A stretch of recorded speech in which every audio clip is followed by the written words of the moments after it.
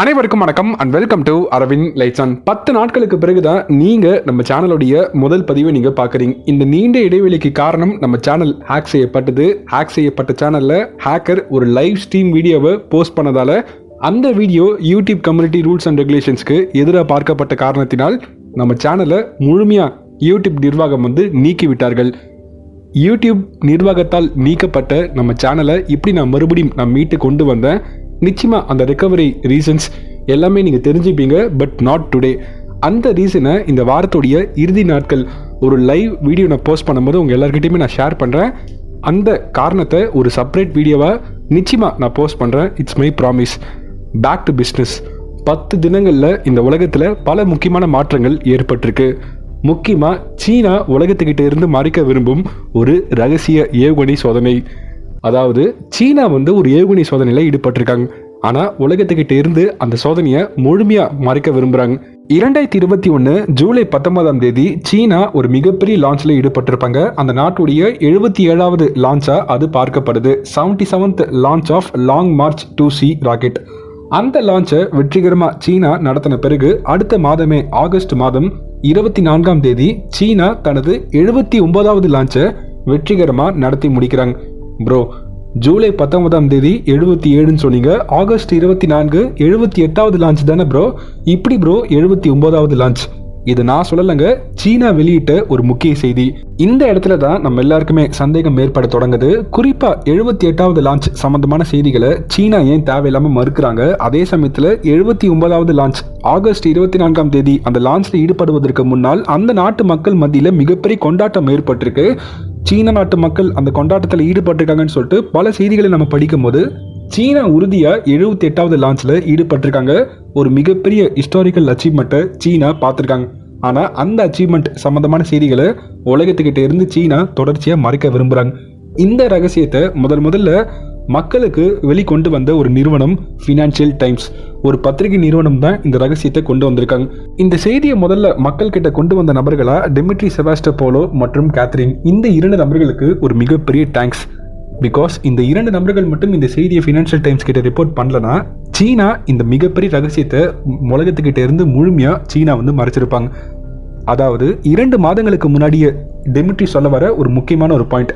August month எக்ஸாக்டா சீனா 78வது லான்ச்ல ஈடுபடும் போது தனது லாங் மார்ச் 2C ராக்கெட்டை பயன்படுத்தி ஒரு ஹைப்பர்சானிக் சம்பந்தமான கிளைட் வெஹிக்கிள் சோதனையில ஈடுபட்டிருக்காங்க. அந்த சோதனையில ஈடுபடும் போது அந்த லாங் மார்ச் 2C ராக்கெட் முழுமையா இந்த பூமியை ஒரு முறை ஆர்பிட் பண்ணிருக்கு. ஆர்பிட்னா ஒண்ணுமே இல்லைங்க, இந்த பூமியை முழுமையா சுற்றி வந்திருக்கு. அந்த கான்செப்டை தான் நான் டைட்டில் போஸ்ட் பண்ணியிருப்பேன், பூமியை சுற்றி வந்த சீனாவின் ஹைப்பர்சானிக் மிசைல். ஓகே, இப்போ அங்கே எக்ஸாக்டா என்னதான் நடந்துச்சு? சீனா செலுத்தின அந்த லாங் மார்ச் 2C ராக்கெட் இந்த பூமியை முழுமையா சுற்றி வந்த பிறகு அந்த ராக்கெட்ல இருந்து ஒரு கிளைட் வெஹிக்கிள் செலுத்தப்பட்டிருக்கு. அந்த கிளைட் வெஹிக்கிள் ஹைப்பர்சானிக் வேகத்துல ஒரு டார்கெட்டை நோக்கி போக ஆரம்பிச்சிருக்கு. ஆனா சீனாவால் செலுத்தப்பட்ட அந்த கிளைட் வெஹிக்கிள், அந்த ராக்கெட்ல இருந்து பிரிந்து வந்த அந்த கிளைட் வெஹிக்கிள் அந்த டார்கெட்ல இருந்து 30 to 38 கிலோமீட்டர் தள்ளி போய் தான் விழுந்திருக்கு. இருந்தாலும் இந்த சோதனையை உலகத்தில் இருக்கக்கூடிய இந்த நாடுமே அச்சீவ் பண்ணது இல்லை. அதே சமயத்தில் இன்னொரு விஷயத்தை நீங்கள் புரிஞ்சுக்கணும்.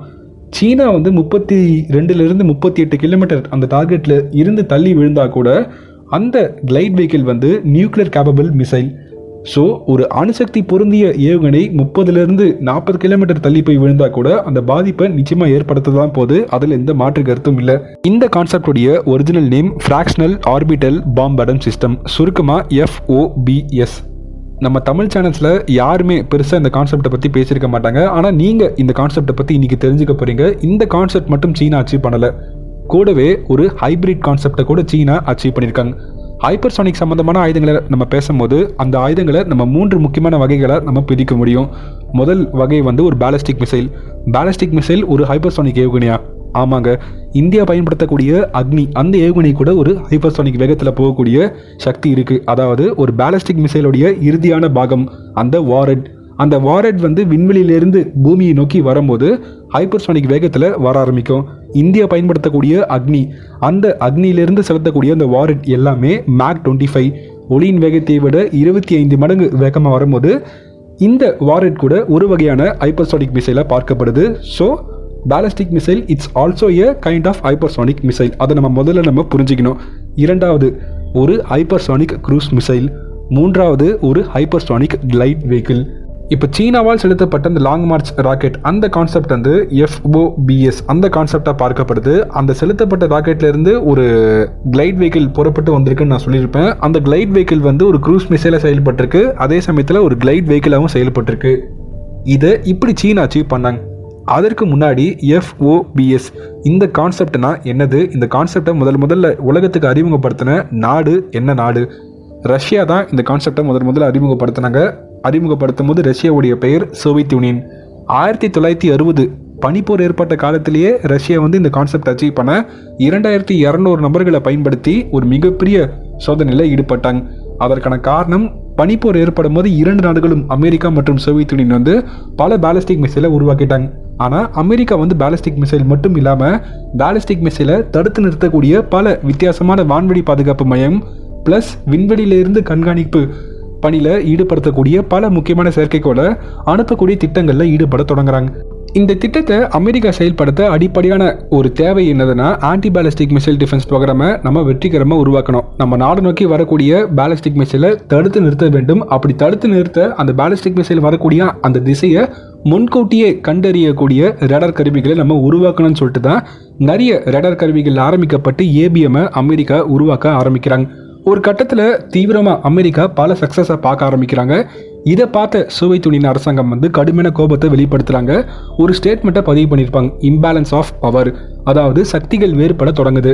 ஒரு நாட்டுடைய அரசாங்கத்துக்கிட்ட மட்டும் அமெரிக்கா கிட்ட மட்டும் anti ballistic missile defence programme சிறப்பாக இருக்கும் போது நிச்சயமாக அமெரிக்க நாட்டு அரசாங்கத்தால் செகண்ட் ஸ்டேக்கு கொடுக்க முடியும். ஃபார் எக்ஸாம்பிள் ஒரு சினாரியோவை நீங்கள் இமேஜின் பண்ணிக்கோங்க. சோவியத் யூனியன்ல இருந்து ஒரு ICBM புறப்பட்டு அமெரிக்கா நோக்கி போக ஆரம்பிக்குது.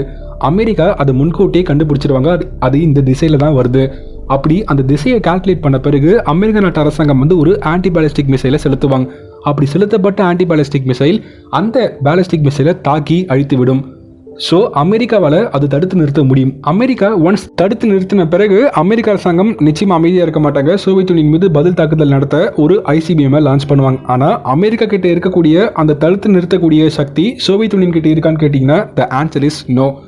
1960 அந்த காலகட்டத்தில் அமெரிக்கா பயன்படுத்தக்கூடிய ABM அந்த கேபபிள் வந்து சோவியத் யூனியன் கிட்ட இல்லை. ஆனால் இப்போ ப்ரெசென்ட்டாக உலகத்துடைய பெஸ்ட் ஆன்டி பேலிஸ்டிக் மிசைல் மற்றும் பெஸ்ட் டிஃபென்ஸ் சிஸ்டம் எல்லாமே ரஷ்யா தான் உருவாக்கியிருக்காங்க, S-400 S-500. ஆனால் அந்த காலகட்டத்தில் சோவியத் யூனியன் கிட்ட அந்த அளவுக்கு சிறப்பான anti ballistic missile defence programme இல்லை. இந்த சிச்சுவேஷனை ஓவர் கம் பண்ண சோவியத் யூனியன் அந்த நாட்டுடைய தலைவர் நிகிதா க்ரூஷேவ் அவர்கள் 2 முக்கிய முடிவுகளை எடுத்திருப்பார். அமெரிக்கா அந்த நாடுகிட்ட இப்போ ப்ரெசென்ட்டாக ABM சம்பந்தமான ரிசர்ச் அண்ட் டெவலப்மெண்ட் இருக்கு, ரொம்ப தீவிரமாக அதற்கான சோதனைகளில் ஈடுபட தொடங்கிட்டாங்க. ஸோ நிச்சயமாக சோவியத் யூனியன் சார்பாக ABM சம்பந்தமான ஆராய்ச்சிகள் நடத்தப்பட வேண்டும். இதுதான் முதல் முடிவு. இரண்டாவது ஃப்ராக்ஷனல் ஆர்பிட்டல் பாம்பர்டன் சிஸ்டம். இந்த முடிவை தான் 1960 சோவியத் யூனியன் எடுக்கிறாங்க. இந்த முடிவெடுக்க ஒரு காரணம் இருக்கு. நம்ம ரஜினி சார் வந்து ஒரு படத்தில் ஒரு ஃபேமஸான ஒரு டைலாக் ஒன்று பதிவு பண்ணியிருப்பாரு. நான் எப்போ வருவேன், எப்படி வருவேன், எங்கே வருவேன் யாருக்கும் தெரியாது, ஆனால் வர வேண்டிய நேரத்தில் கரெக்டாக வந்துடுவேன். நான் நிச்சயமாக இந்த டைலாக்கை நான் தப்பாக தான் நான் சொல்லியிருப்பேன், யாரும் தவறு எடுத்துக்காதீங்க. நான் சொல்ல வர தீமை நீங்கள் புரிஞ்சுக்கோங்க. சோவியத் யூனியன் அந்த நாட்டு அரசாங்கத்தோடைய இந்த FOBS ஐடியாவுடைய அடிப்படை கான்செப்ட் என்னதுன்னா untraceable direction plus untraceable time. அதாவது இந்த திசையிலிருந்து அந்த தாக்குதல் ஏற்பட போகுது, இந்த நேரத்தில் அந்த தாக்குதல் நடக்க போகுது. நேரம் மற்றும் திசை இந்த 2 முக்கியமான இன்ஃபர்மேஷன் இன்னைக்குமே அன்ட்ரேசபிளா இருக்கும் போது எதிரிகள் போரில் மிகப்பெரிய தோல்வியை பார்க்க நேரிடும். இந்த கான்செப்ட் அச்சீவ் பண்ண சோவியத் யூனியன் அரசாங்கம் வந்து ஒரு குறிப்பிட்ட ஏர்ஃபோர்ஸ் பேஸ் ஸ்டேஷனை டார்கெட் பண்ணாங்க. அந்த குறிப்பிட்ட ஏர்ஃபோர்ஸ் பேஸ் ஸ்டேஷனுடைய பேர் தான் Grand Forks Air Force base station. இது எக்ஸாக்டா அமெரிக்கா அந்த நாட்டுடைய வடக்கு பகுதிகளில் இருக்கக்கூடிய ஒரு முக்கியமான ஏர்ஃபோர்ஸ் பேஸ் ஸ்டேஷன். ஏன் குறிப்பாக சோவியத் யூனியன் வந்து இந்த ஏர்ஃபோர்ஸ் பேஸை செலக்ட் பண்ணாங்க, இந்த ஏர்ஃபோர்ஸ் பேஸை டார்கெட் பண்ண ஆரம்பிக்கிறாங்க? அதுக்கு பல முக்கியமான காரணத்தை நம்ம பின்பாயிண்ட் பண்ண முடியும். 1960 முதல் 65 அந்த காலகட்டத்தில் அமெரிக்கா ABM சம்பந்தமான நிறைய ப்ராஜெக்டில் ஒர்க் பண்ண ஆரம்பிக்கிறாங்க. நிறைய ரேடார் சம்பந்தமான கருவிகளை உருவாக்க தொடங்குறாங்க. ரேடார் கருவிகள் ஆரம்பிக்கப்பட்டு ஆன்டி பேலிஸ்டிக் மிசைல் எல்லாமே இந்த கிராண்ட் ஃபோர்க்ஸ் ஏர்பேஸில் தான் அமெரிக்கா அதிகமாக எடுத்துன்னு போய் நிறுத்த ஆரம்பிக்கிறாங்க.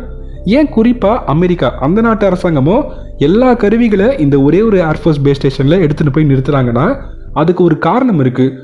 ஃபார் எக்ஸாம்பிள் ரஷ்யா, அதாவது அந்த காலகட்டத்தில் சோவியத் யூனியன் அந்த இடத்துல இருந்து ஒரு ICBM செலுத்தினாங்கன்னா அப்படி செலுத்தப்படும் ஐசிபிஎம் எக்ஸாக்டா இந்த பூமியுடைய நார்த்தன் போல், அதாவது பூமியுடைய வடக்கு பகுதி மேலே போன பிறகுதான் அந்த டார்கெட் கிட்ட போக ஆரம்பிக்கும். ஸோ அமெரிக்கா பயன்படுத்தக்கூடிய அந்த கிராண்ட் ஃபாக்ஸ் ஏர்பேஸ் எக்ஸாக்டா நார்த்தன் போல ஃபேஸ் பண்ண மாதிரி தான் அந்த ரடார் கருவிகள் மற்றும் ஏபிஎம் அவங்க வச்சிருப்பாங்க. அதை ரெப்ரசென்ட் பண்ணக்கூடிய ஒரு புகைப்படம் தான் நீங்க பாக்குறீங்க. இந்த புகைப்படத்துல லான்ச் அந்த வார்த்தை வந்து நீங்க சோவியத் யூனியனை நீங்க கற்பனை பண்ணிக்கோங்க. டார்கெட் அந்த வார்த்தையை நீங்க யுனைடெட் ஸ்டேட்ஸ் ஆஃப் அமெரிக்காவை நீங்க கற்பனை பண்ணிக்கோங்க. சோவியத் யூனியன்ல இருந்து ஒரு ஐசிபிஎம் செலுத்தப்படும் ஐசிபிஎம் இந்த பூமியுடைய நார்த்தன் போல் வடக்கு பகுதியை நோக்கி மேலே போகும்போதே அமெரிக்கா அந்த நாட்டுடைய கிராண்ட் ஃபாக்ஸ் ஏர்ஃபோர்ஸ் பேஸ் ஸ்டேஷன்ல இருந்தபடி அமெரிக்காவால் கண்டுபிடிக்க முடியும். Grand Fox Air Force base station exactly அந்த நாட்டுடைய வடக்கு பகுதிகளில் தான் இருக்குன்னு சொல்லிட்டு நான் ஏற்கனவே சொல்லியிருப்பேன். அதற்கான லொகேஷன் மேப் நான் காட்டியிருப்பேன். ஸோ அந்த ரெட் கலர் பாயிண்ட் வந்து அமெரிக்கா பயன்படுத்தக்கூடிய அந்த Grand Fox Air Force base station. அந்த இடத்துல தான் அமெரிக்கா வந்து அத்தனை ரடார் கருவிகளை அவங்க நிறுத்தி வச்சிருப்பாங்க.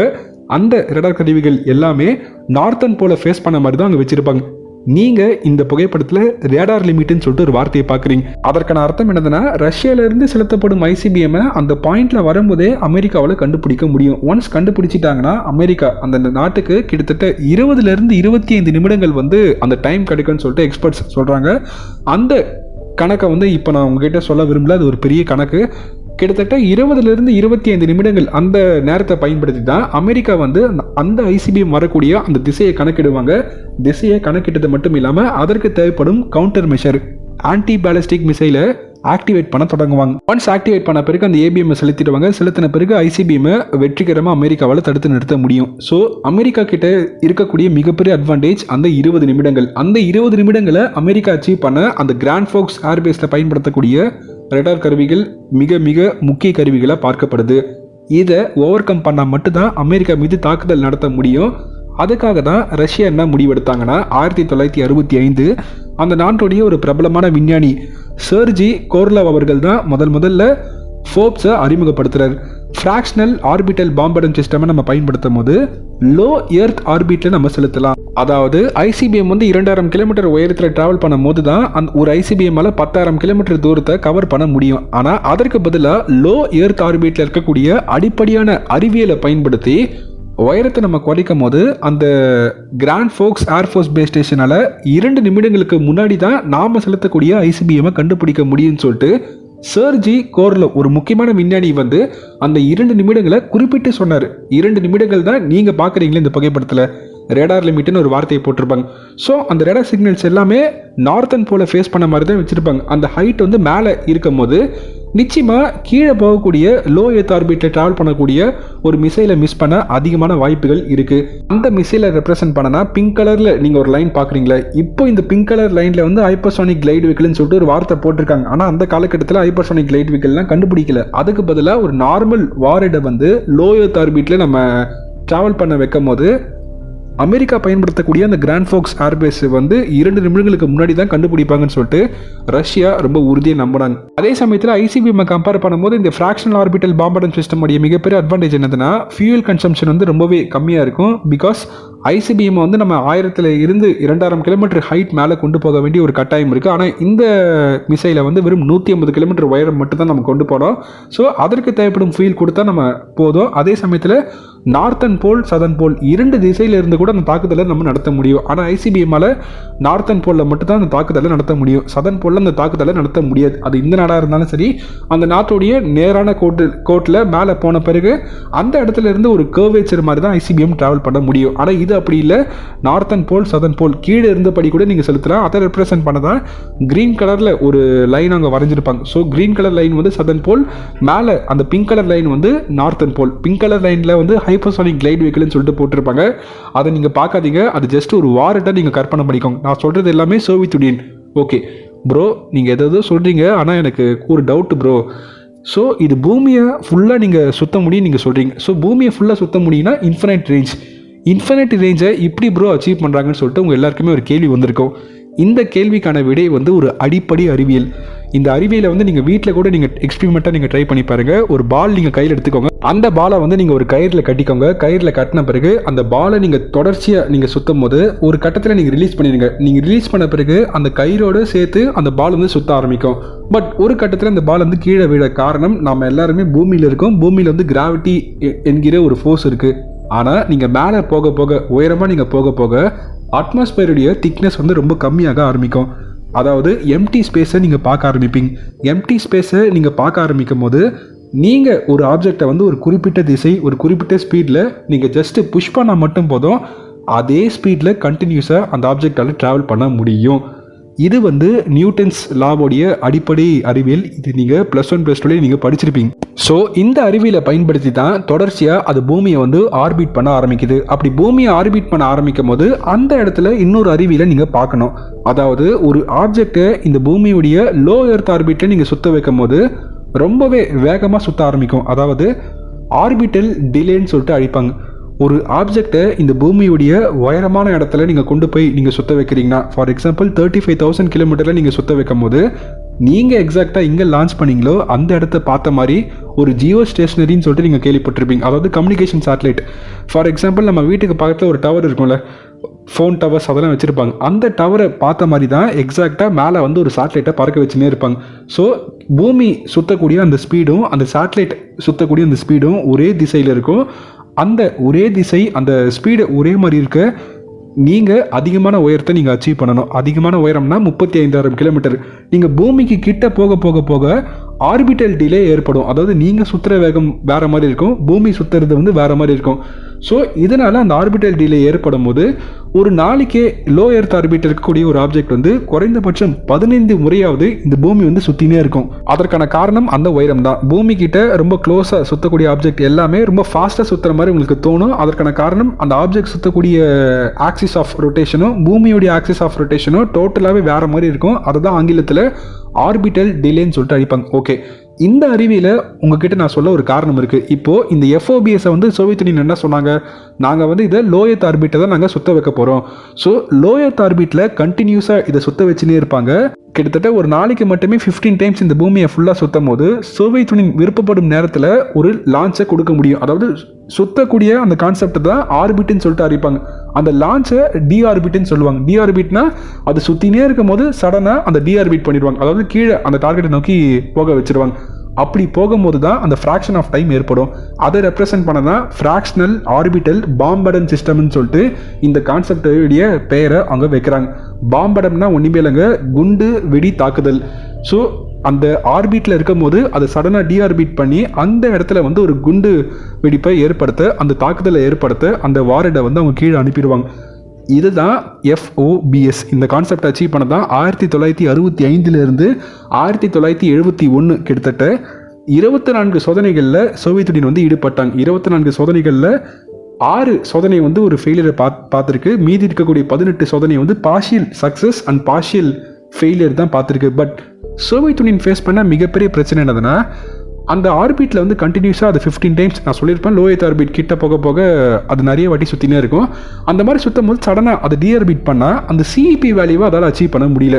CEP வேல்யூனா சர்க்குலர் எரர் ப்ராபபிலிட்டி. எக்ஸாக்டாக இந்த லொக்கேஷன் இந்த குறிப்பிட்ட டார்கெட் மீது அந்த தாக்குதல் நடத்தணும்னு சொல்லிட்டு சோவியத் யூனியன் வந்து அந்த ஏமிங் சிஸ்டமை அச்சீவ் பண்ண முடியல. ஸோ ஒரு கட்டத்தில் ஏமிங் சிஸ்டம் அச்சீவ் பண்ண முடியாமல் சோவியத் யூனியன் வந்து அந்த CEP வேல்யூவை கொண்டு வர முடியல. CEP வேல்யூவை கொண்டு வர நல்ல ஏமிங் சிஸ்டம் கைடன்ஸ் சிஸ்டம் இருந்தால் மட்டும் தான் அந்த CEP வேல்யூ அச்சீவ் பண்ண முடியும். CEP வேல்யூனா ஒன்றும் இல்லைங்க, ஒரு டார்கெட்லேருந்து எவ்வளோ டிஸ்டன்ஸில் நீங்கள் தாக்குதலை நடத்த முடியும். ஃபார் எக்ஸாம்பிள் நீங்கள் வந்து ஒரு சென்டர் பாயிண்டில் இருக்கீங்க, உங்கள் பாயிண்ட்லேருந்து ஒரு 1 மீட்டர் தள்ளி அந்த தாக்குதல் நடத்த முடியுமா, இல்லாட்டி 30 கிலோமீட்டர் தள்ளி அந்த தாக்குதல் நடத்த முடியுமா, அதுதான் அந்த சர்க்குலர் எரர் ப்ராபபிலிட்டி. ஸோ அந்த சென்டர் பொசிஷன்லேருந்து நீங்கள் ஒரு சர்க்கிள் நீங்கள் கற்பனையாக நீங்கள் வரைஞ்சிக்கோங்க. அந்த விஷயத்தை தான் CEP வேல்யூன்னு சொல்லிட்டு அழைப்பாங்க. ஸோ CEP வேல்யூவை அச்சீவ் பண்ண முடியாமல் ரொம்பவே திணற ஆரம்பிக்கும் போது தான் அமெரிக்கா நாட்டு அரசாங்கத்துக்கு ஒரு மிகப்பெரிய ஒரு குஷி, ரொம்பவே ஹாப்பி ஆகிட்டாங்க. ஸோ நீ என்ன வேணாலும் கண்டுபிடிச்சிக்கோ, ஆனால் எக்ஸாக்டாக இந்த இடத்துல உன்னால் தாக்குதலை நடத்த முடியாதுன்னு சொல்லிட்டு அமெரிக்க நாட்டு அரசாங்கமும் வந்து ரொம்பவே ஹாப்பியாக ஆக ஆரம்பிக்கிறாங்க. அதை பார்த்த சோவியத் யூனியன் அரசாங்கம் வந்து விடாமல் முயற்சியில் ஈடுபட்டாங்க. பட் இருந்தாலும் திரும்ப திரும்ப அந்த தோல்வியை தான் சோவியத் யூனியன் பார்த்தாங்க. அந்த தருணத்தில் தான் அமெரிக்கா மறுபடியும் என்ன பண்ணாங்கன்னா, சம்மரைன் லான்ச்டு பேலிஸ்டிக் மிசைல்ல இருந்து மல்டிபிள் இண்டிபெண்டன்ட் ரீஎன்ட்ரி வெஹிக்கிள் போன்ற வித்தியாசமான கான்செப்டை அறிமுகப்படுத்துறாங்க. ஒரு அணுசக்தியில் இயங்கக்கூடிய நீர்மூழ்கி கப்பலை பயன்படுத்தி பேலிஸ்டிக் மிசைலை செலுத்தினாங்க. அந்த பேலிஸ்டிக் மிசைலை மல்டிபிள் வாரட் கொண்டு வரும்போது அந்த கான்செப்டை பார்த்துட்டு பேசாம நம்ம ஏன் இந்த கான்செப்டை ட்ரை பண்ணக்கூடாது, நம்ம தேவையில்லாமல் இந்த FOBS அதிகமாக இன்வெஸ்ட்மெண்ட் பண்ணுறதை விடவே நியூக்ளியர் சம்மரனை உருவாக்கிட்டு அந்த நியூக்ளியர் சம்மரனில் மல்டிபிள் வாரட் கொண்ட பாலிஸ்டிக் மிசைலை கொண்டு போனால் நம்ம சைலண்டாக அமெரிக்கா அந்த நாட்டு அரசாங்கத்துக்கு தெரியாமல் அந்த நாட்டுடைய கடல் பகுதியில் இருந்து அந்த தாக்குதல் நடத்த முடியும்னு சொல்லிட்டு 1983 இந்த FOBS ப்ராஜெக்டை சோவியத் யூனியன் வந்து முழுமையாக கைவிட்டுட்டாங்க. கைவிட்ட பிறகுதான் இந்த உலகத்தில் பலவிதமான மாற்றங்கள் ஏற்பட தொடங்குது. அதாவது பாலிஸ்டிக் மிசைலை பற்றி அதிகமாக பேசின நாடுகள் எல்லாருமே க்ரூஸ் மிசைல்ஸை பற்றி அதிகமாக பேச தொடங்குறாங்க. முதல்ல சப்சானிக் க்ரூஸ் மிசைல் உருவாக்கப்பட்டது, பின்னர் சூப்பர்சானிக் க்ரூஸ் மிசைல் உருவாக்கப்பட்டது, பின்னர் ஹைப்பர்சானிக் ஏவுகணை, ஹைப்பர்சானிக் கிளைட் மிசைல் மற்றும் ஹைப்பர்சானிக் க்ரூஸ் மிசைல் உருவாக்கப்பட்டிருக்கு. ஹைப்பர்சானிக் மற்றும் சூப்பர்சானிக் இது எல்லாமே அடிப்படையாக க்ரூஸ் மிசைல். ஒரு பாலிஸ்டிக் மிசைலும் ஒரு க்ரூஸ் மிசைலுக்கும் உள்ள மிகப்பெரிய அட்வான்டேஜ் என்னதுன்னா, பாலிஸ்டிக் மிசைலுடைய அட்வான்டேஜ் அந்த டிஸ்டன்ஸ், ஆனால் க்ரூஸ் மிசைலுடைய அட்வான்டேஜ் அந்த CEP வேல்யூ. ரொம்பவே துல்லியமாக தாக்கக்கூடிய தன்மை ஒரு க்ரூஸ் மிசைல் கிட்ட தான் இருக்குது. உதாரணம் பிரம்மோஸ் ஏவுகணை. பிரம்மோஸ் ஏவுகணையால் 1 மீட்டருக்கும் கம்மியாக அந்த டார்கெட்டுக்கு அருகாமை அந்த தாக்குதலை நடத்த முடியும். அதனால தான் க்ரூஸ் மிசைல் வந்து இந்த உலகத்தில் ரொம்பவே பிரபலமாக ஆரம்பிக்குது. ஆனால் க்ரூஸ் மிசைல் கிட்ட இருக்கக்கூடிய மிகப்பெரிய டிஸ்அட்வான்டேஜ் அந்த ரேஞ்சை அச்சீவ் பண்ண முடியாது.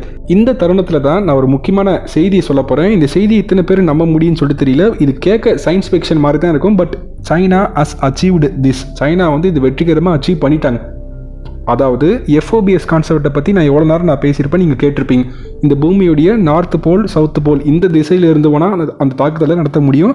இந்த பூமியை கண்டினியூஸாக அதால் பல நாட்களுக்கு கூட அந்த ஆர்பிட் பண்ணக்கூடிய தன்மை அந்த FOBS அந்த ஏவுகணைக்கிட்ட இருக்குது.